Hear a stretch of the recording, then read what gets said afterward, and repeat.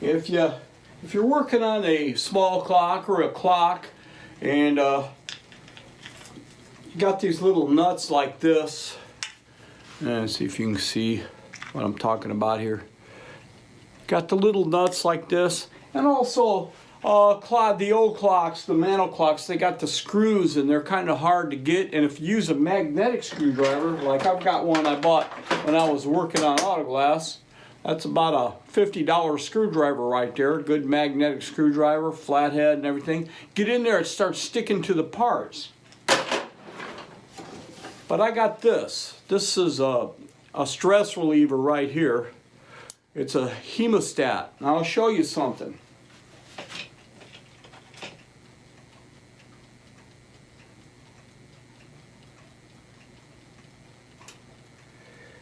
Instead of using a little wrench or whatever, you can hook this to quite a good sized screw or a nut. I don't know if you can see all this or not. I'm putting this, earlier I took this Gilbert clock apart and was working on it. And I'm going to put it back together.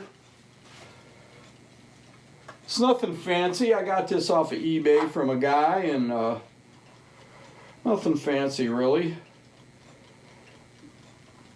But we'll line this up, put the back on. Got the back on. Hey, whoa, whoa. Putting the back on it.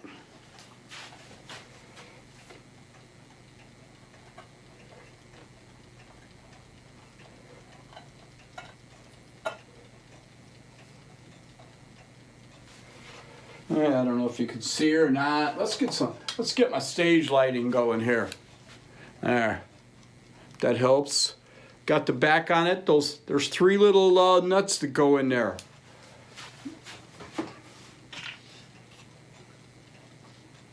First of all, we lay her down like this. Don't knock it on the floor. Then you take your Hemostat, and use that for your wrench. Very easy.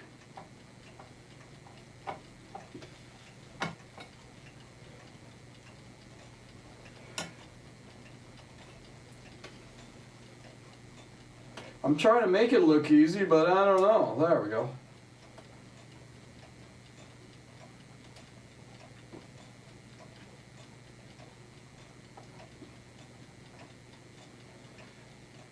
Get her lined up, get it in there even, give it a spin.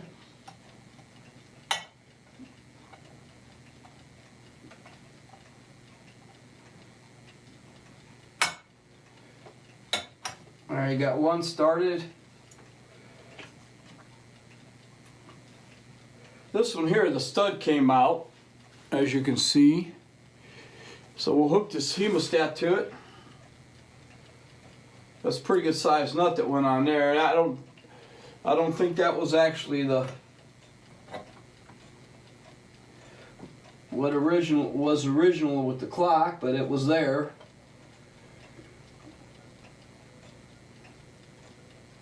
Like that. Don't tighten them up one at a time. Tighten them up when you make sure the face is 12 o'clock is on the top, you know, and the 6 is on the bottom.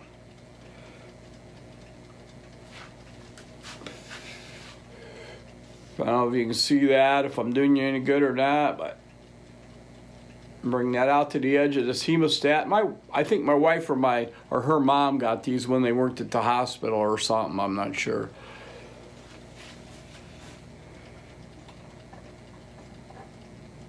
And you turn that on like that. Lay them down. All right. Let's see. It's not on the right time, but not worried about that just yet. Got to make sure that, you know, they don't want to have the 12 over here. That'd be kind of crazy. So you kind of adjust it a little bit to the eye. Looks nice. It'd take a lot more than adjusting the dial to this clock to make this clock look nice, but it was a bargain, and it does run. Had it apart a couple of times.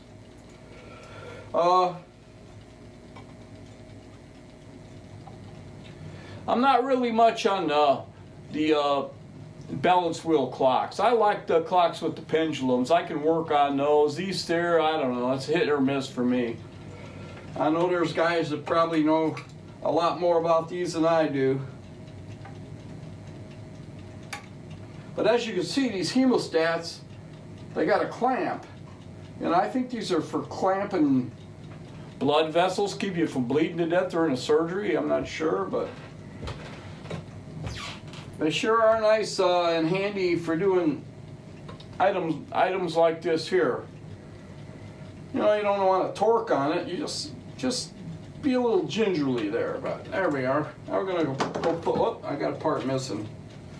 I can't imagine how old this clock is.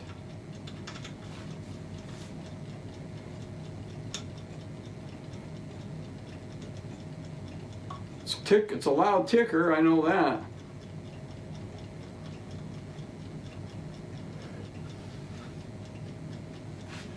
There you go, thing of beauty right there, thing of beauty.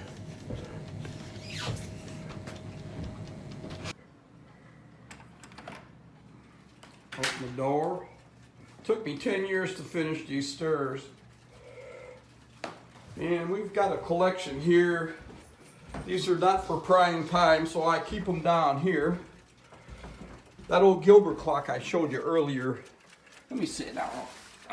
That old Gilbert clock I showed you earlier, I usually store it right here and have it running. These are all running.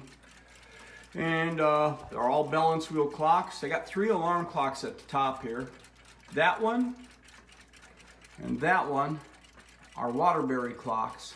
I'm not sure what this one in the middle is.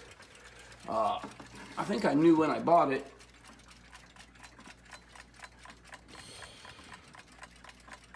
I'm not sure. It could be a Waterbury clock, but I wouldn't guarantee it. All right, let's let that sit there. Okay, then we got 2 little clocks running here, little tambour style celluloid clocks. These are renegade clocks, I call them there. You never know what time they're going to be on. Although, right now they're on the right time. Check them tomorrow, who knows. These were donor clocks for some of the clocks you've seen upstairs. And they're probably New Haven clocks.